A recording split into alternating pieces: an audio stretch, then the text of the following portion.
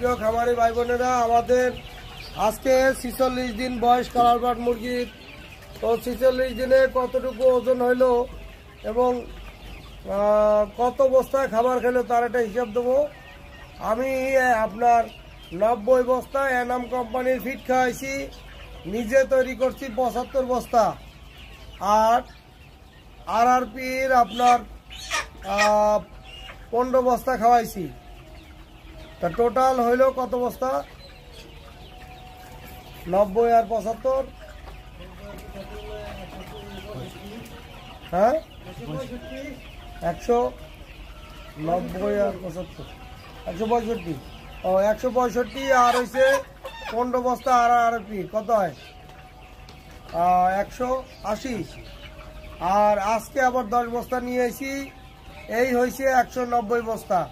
তো 190 বস্তা আমাদের ফিড অলরেডি আজকে গেলে শেষ হয়ে যাবে। 10 বস্তা আজকে 2 দিন যাবে, 1.5 দিন যাবে।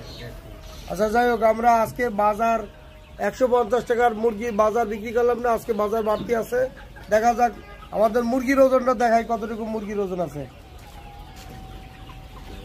এই মুরগিটা 1700 গ্রাম। আচ্ছা দুইটা মুরগি দেন। হ্যাঁ 1700 গ্রাম মুরগির ওজন।